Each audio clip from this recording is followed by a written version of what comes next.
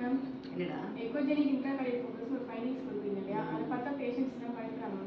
அதை பற்றி நீ பேசுவீங்களா? ஆமாம், நம்ம வந்து அந்த ஃபைண்டிங் கொடுத்தாலே வந்து ரொம்ப பயந்துருவாங்க பேஷண்ட்ஸ். ஓகே, ஃபர்ஸ்ட் வந்து எக்ஸ்பிளைன் பண்ணுறதுக்கு முன்னாடி சொல்கிறேன், அந்த ஃபைண்டிங் மட்டும் ரிப்போர்ட்டில் இருந்தால் பயப்படவே வேண்டாம். ஓகேவா?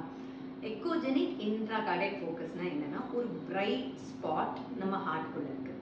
ஹார்ட்டில் வந்து 4 சேம்பர் இருக்கு இல்லையா, அதை நான் நிறைய வீடியோஸில் சொல்லியிருக்கேன். ஸோ அதில் ஒரு சேம்பரில் வந்து வெள்ளைய புள்ளி மாதிரி இருக்கும்.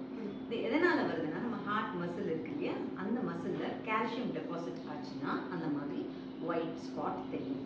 இந்த பிரைட் ஸ்பாட்னால ஹார்ட்டோட ஸ்ட்ரக்சருக்கோ ஃபங்க்ஷனுக்கோ எந்த ப்ராப்ளமும் வராது. அதே மாதிரி இது மட்டுமே ஃபைண்டிங்னு கொடுத்தோம்னா, பேபி மிச்சம் வேறு எதுவுமே ப்ராப்ளம் இல்லை அப்படின்னா டோட்டலாக பயப்பட வேண்டாம். ஓகேவா? அண்ட் இது வந்து நம்ம ஏஷியன் பாப்புலேஷனில் வந்து ரொம்ப ரொம்ப காமன். அண்ட் அந்த பேபி வளர வளர இது வந்து அப்படியே தன்னால் மறைஞ்சிடும். ஓகேவா? இந்த ஸ்பாட்டோட அடிஷ்னலாக வேறு ஏதாச்சும் ஃபைண்டிங்ஸ் இருந்ததுன்னா அப்போ வந்து ஏதாச்சும் குரோமோசோமல் நார்மாலிட்டி பேபிக்கு இருக்கிறதுக்கு வாய்ப்பு இருக்குது. ஸோ அப்போ மட்டும் நம்ம அடிஷ்னலாக வேறு ஏதாச்சும் டெஸ்ட் பண்ணுறோம்.